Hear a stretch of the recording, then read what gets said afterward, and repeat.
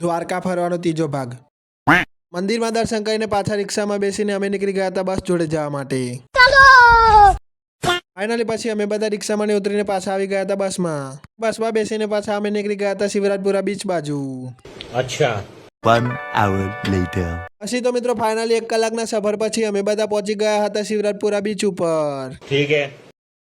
પછી તો મિત્રો ફાઇનલી અમે બધા બસમાંથી ઉતરી ગયા અને અમે નીકળી ગયા હતા દરિયા બાજુ. અને મિત્રો આ અમે દેખાય ને દરિયો, તમે તો કોઈ દિવસ આવો દરિયો જોયો જ નહીં હોય. ઘર ભેગું થાને ભાઈ. કાકાએ તો આપણે ઘેર જાગી દીધું પણ આપણે તો સીધા હેરતા હેરતા દરિયામાં જઈએ. અબે સાલે. પછી હું આવી ગયો તો દરિયામાં મારા બધા પાપ ધોવા માટે.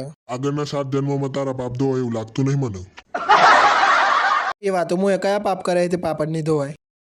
ભગવાનની વાતનું મને લાગી તો ખોટું એટલે પછી હું આવી ગયો તો બોટમાં બેસવા માટે. તમે લાઈક ફોલો ને શેર કરી દેજો ને પછી મને લાગી જાય ખોટું. तो हेलो गाइस, हम जाएंगे अभी बोट में घूमने के लिए समुद्र में. चलो. અને મિત્રો હું પહેલી વાર બોટમાં બેસતો હતો એટલે મને લાગતી જ બહુ જ બીક. इसको तो बहुत डर लगता है. બોટમાં બેસી જાય પછી બૂમો પાડતા અમે નીકળી જતા દરિયામાં. ને અમારા શુભમભાઈ તો બોટમાં બેસવાની ફૂલ મજા લે જો. वो अलग ही लेवल का बंदा था. અને અમારા સરને પણ બહુ જ મજા આવી ગઈ હતી બોટમાં. तो अभी हम जा रहे हैं समुद्र में डुबकी लगाने. अभी मजा आएगा ना. મિત્રો આવો દરિયાનું પાણી જોઈને તો મને અત્યારે ડૂબકી મારવાનું મન થઈ ગયું હતું. ઘર ભેગું થાને ભાઈ.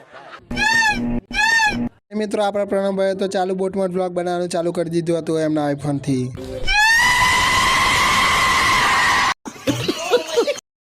उनके आ गए हैं समुद्र में और जिंदा लौट गए हम. जिंदा लौट गए. जिंदा लाश है क्या? मौत के कुएं से वापस. सबके तो दिल ही सब जिंदा लौट गए.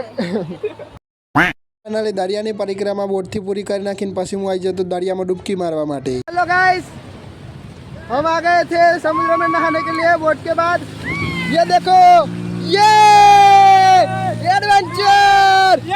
ये फोन ये हमारे फोटोग्राफर. हाय बोल दो फोटोग्राफर. ए माटी नहीं ले भाई, माटी नहीं. तो ये सब तो माटी उड़र रहे हैं. रेती हमला हो गया रेती का भाई. तो चलो मेरा व्लॉग यही खत्म करता हूँ. मिलेंगे दूसरे व्लॉग में. तब तक के लिए जय माता जी, बाय बाय.